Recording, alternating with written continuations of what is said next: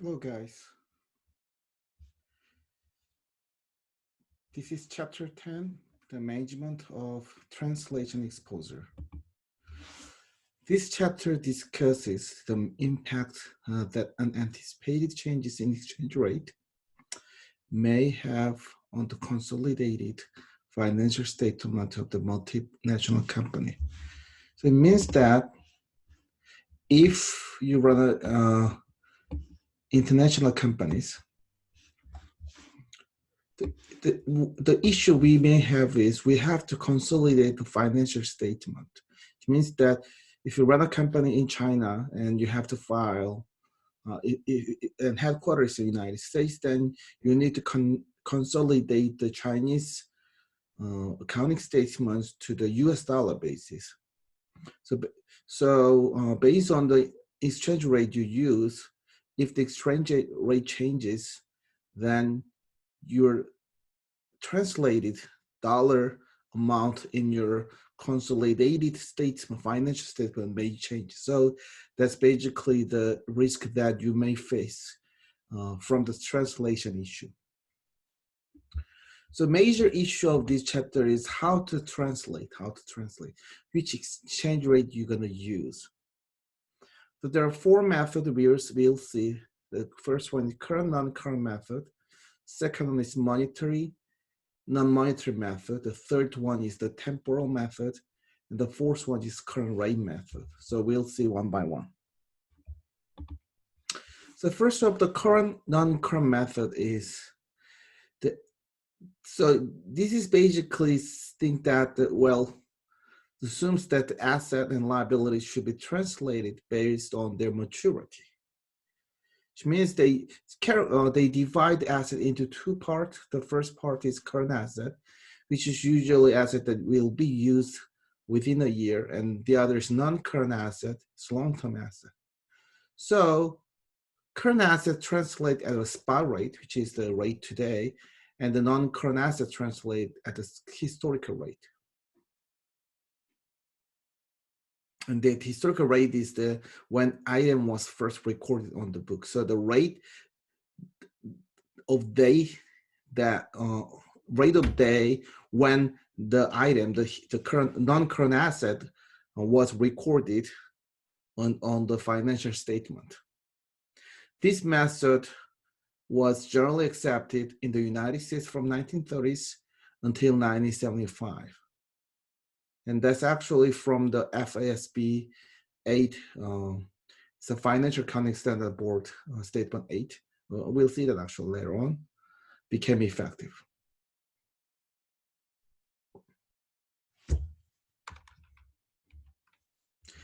So this is an example of the current non-current method. The current asset, which is cash, like inventory, actually not fixed assets, I'm sorry. So inventory, this type of asset, like recorded, for example, if the spot rate is €1, $1 is equals €2, then you transfer using that method. Non-current assets such as the net fixed asset, for example, is recorded using the historical rate. And if the historical rate is that, let's say, €3 per dollar, then it converts like this. So it's kind of simple. Non-current current asset liability, use spot rate. So today's rate. Non-current asset and liability, just using historical rate, and this is the rate as of the day when the item was recorded.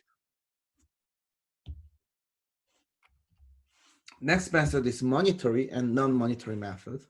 So the underlying principle is that the monetary accounts have a similarity because their value represents the sum of money whose value changes as exchange rate changes. It means that monetary balance sheet account, such as the cash, marketable securities, account receivable, of the foreign subsidiaries using current exchange rate, spot rate.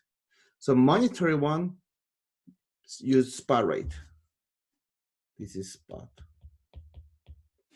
And all other balance sheet, such as the not owner's equity, land, things like that, just using historical exchange rate. Again, historical rate is the day when the count was first recorded. Okay, so that's monetary, non-monetary method. So all monetary account here, cash, it's just using the spot rate, but the other like inventory, like the fixed asset use the historical rate. So that's the example of the monetary, non-monetary method. The third one is called the temporal method. So temporal method, think that the asset and liability should be translated, and the idea is based on how they are carried on the firm's accounting books. So balance sheet accounts are translated at current spot rate if they are carried on the book at their current value. So if the value is current value, then they use spot rate. If it is the historical value, historical cost, then use the historical exchange rate.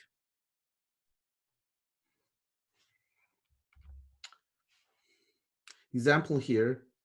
So items carried on the book their current value, such as the cash, is simply just the translated spot rate.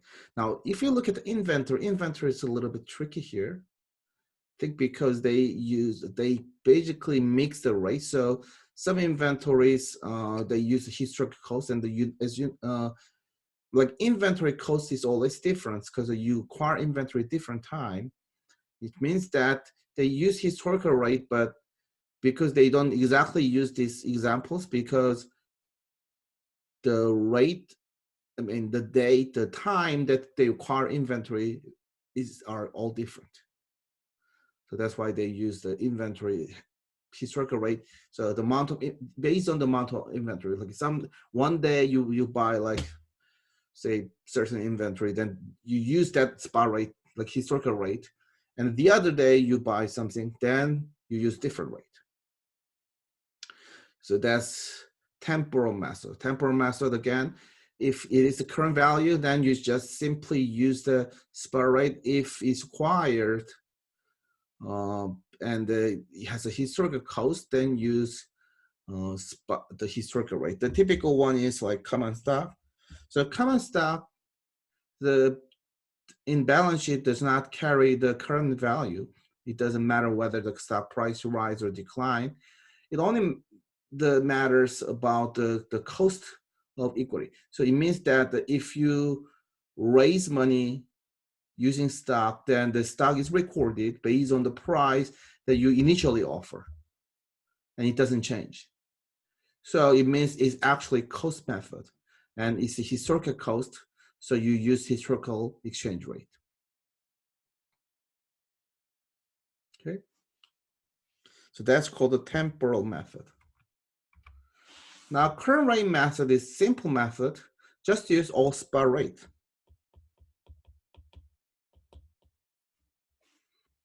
Very simple method in applications because you just use the spot rate. But there should be some plug equity account because so as you know, the assets should be equals to liability and equity, right? Because you only use the current exchange rate, it may not match it. So there should have some cumulative translation adjustment to hold this identity. Okay, so that's the plug just equity counts. You just plug the number that matches these relations. So that's the current method. Then finally, you have cumulative translation adjustment. Just to calculate that, and then the remaining part just to use just record as equity. It may be negative too. Okay, again, so there are based on their principles. There are 4 different types of method: current, non-current, monetary, non-monetary, temporal, and current rate method. Okay, so this is the end of the first part, and we'll see about the counting statements rules in the second part.